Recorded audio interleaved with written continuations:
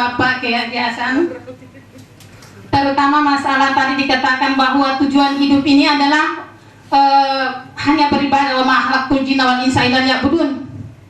Namun di sela-sela itu konsentrasi terhadap ingatan kepada Allah ini bagi diri pribadi saya itu sangat susah. Bahkan di saat kita melakukan sholat itu seperti yang tidak pernah kita ingat kok tiba-tiba muncul. Apakah saya saja selaku pribadi ini merasakan, ataukah bapak-bapak dan ibu-ibu juga merasakan hal seperti ini? Dan ini namanya godaan iblis. Manakala kita bisa bisa menghindari ini, kita bisa selamat. Tapi saya secara pribadi susah sekali. Jadi ingin kira-kira bagaimana, apa yang harus kita jurus supaya kita betul-betul zikrullah, ingat kepada Allah. Karena di lidah saya sudah mengatakan Allahu Akbar, tapi hati saya ada yang lain diingat. Nah, saya juga pernah mendengarkan bahwa apa yang terpetik di dalam hati kita pada saat itulah yang kita sembah. Padahal di dalam hati saya juga bertentangan, bukan itu saya sembah, tapi tidak bisa saya hindari. Jadi kira-kira mungkin ada sedikit untuk memfokuskan pikiran saya ini supaya ala bizikrillah tatmainnul qulub. Saya kira ini saja, mudah-mudahan saya mendapatkan solusi yang tepat dalam hari ini. Terima kasih. Assalamualaikum warahmatullahi wabarakatuh.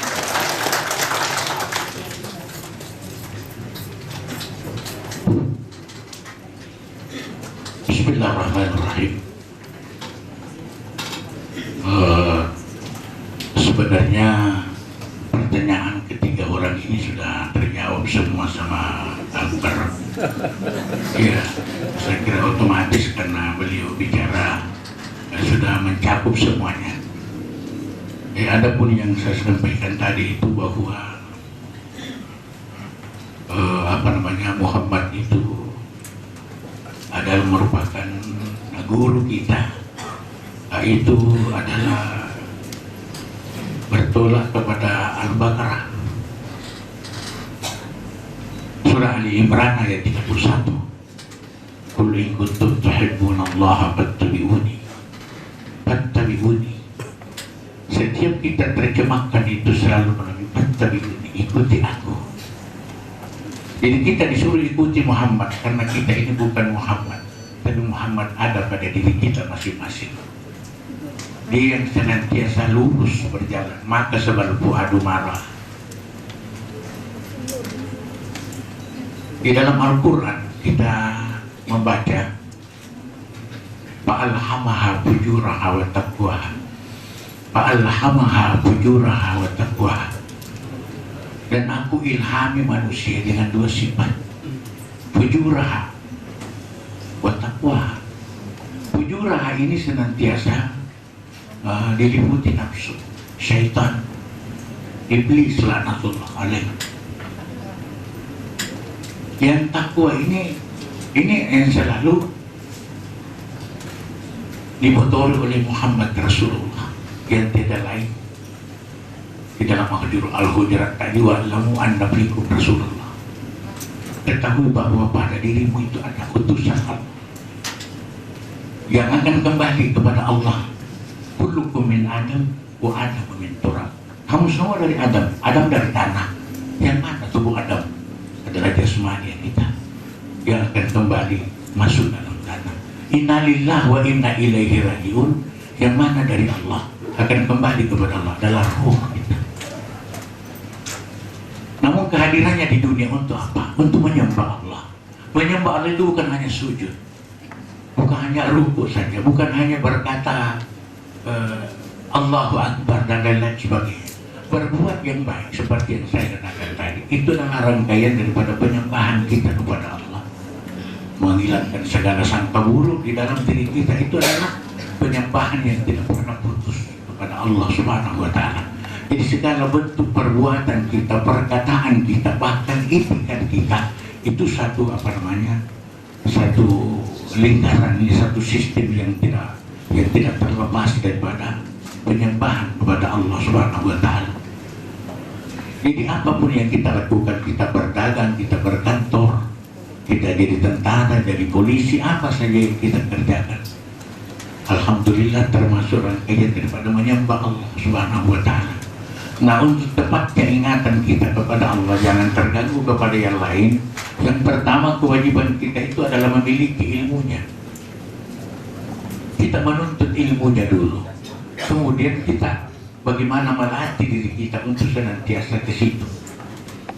Karena di dalam dunia kita ini kita hanya kenal dua, sesuatu dan yang satu.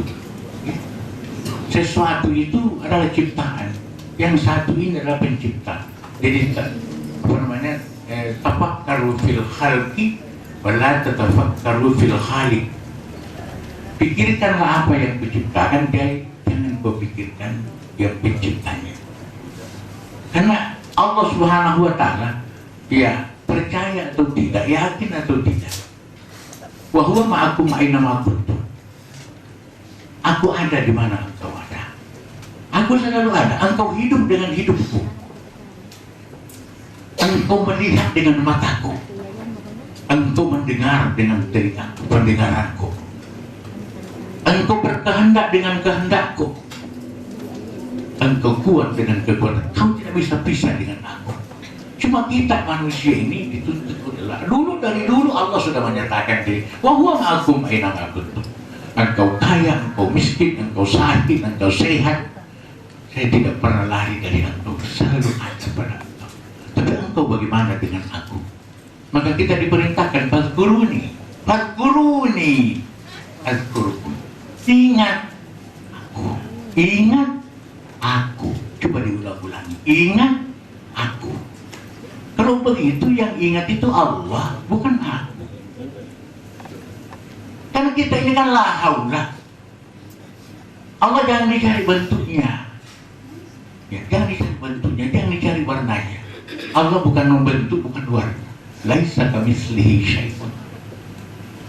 Ingat aku, ingat engkau, ingat aku, ingat aku. Ini yang dijamin surga. Siapa yang ingat akhirul hayat pasti masuk, bukan insya Allah, bukan. Jangan pakai insya Allah kalau janji Allah, jangan.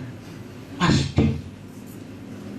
Cuma apa kita bisa pasti mengingat Allah di saat akhirul hayat, itu terserah kita latihannya bagaimana.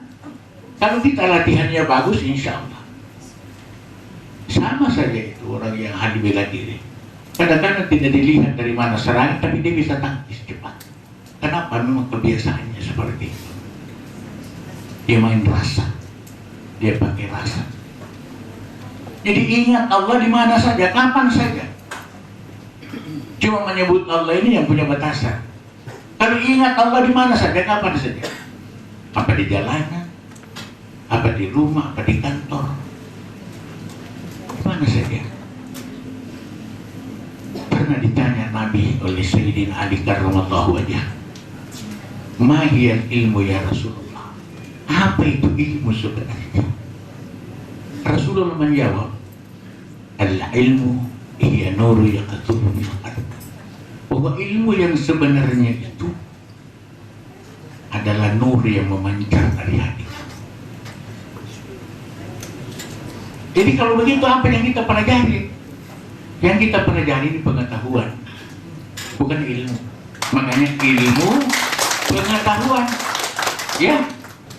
Mana tua ilmu dari pengetahuan? Dari seseorang yang berilmu lalu dia mau nulis menjadi pengetahuan orang lain. Nah itu. Jadi tua itu ilmu dari pengetahuan. Jadi jangan dibalik, pengetahuan ilmu. Ilmu pengetahuan. Kan tua ilmu nanti di sini memancar.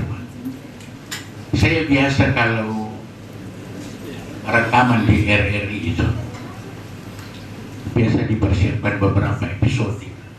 Saya tanpa konsep biasa. Dari mana saya dapatkan bahan itu? Dari ilmu bisudur ini tadi, mengalir.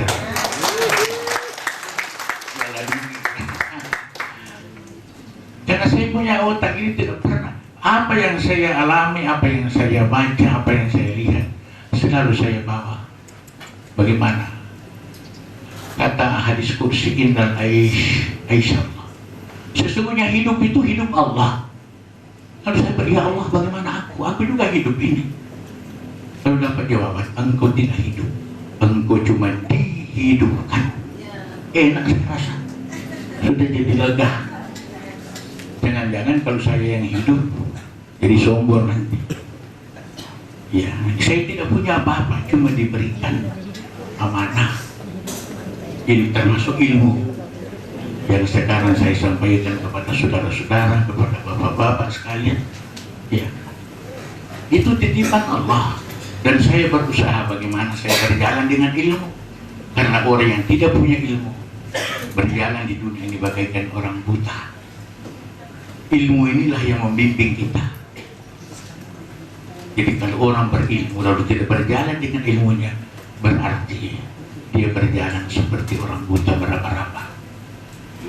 Jadi saya kira dengan ilmu ini juga kita mengenal Allah, kita mengenal Rasulullah.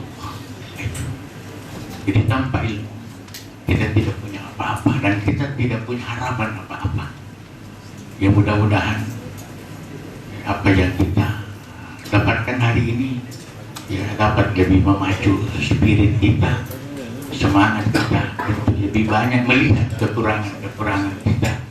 Nah, sehingga kita bisa memperbaiki sebelum kita dipanggil menghadap Allah Subhanahu wa Ta'ala. Jangan mau direnggut sama malakul maut. Sakit. Gigi dicabut saja sudah sakit, kumis dicabut satu lembar saja sakit, apalagi roh dicabut, naudzubillah min dzalik. Kita ingin dipanggil baik-baik karena roh ini diberikan Allah Subhanahu wa Ta'ala secara baik-baik. Dia dalam keadaan suci, tidak punya dosa, sehingga begitu disayang manusia. Laqad khalaqnal insana fi ahsani taqwim. Bahkan Allah dalam hadis qudsi, halaktu syai'i ajlika ya Muhammad. Aku ciptakan segala sesuatu untuk engkau wahai Muhammad. Wa halaktuka minni, dan aku ciptakan engkau untukku. Anta sirri wa ana sirruka. Anta sirri wa sirri sifati wa sifati la ghairu. Engkau rahasiaku, rahasiaku itu sifatku, dan sifatku tiada lain dari aku. Kehadiran Muhammad bukan karena cinta, dia karena tajalli Allah Subhanahu wa Ta'ala, lalu keluarlah yang disebut Nurullah.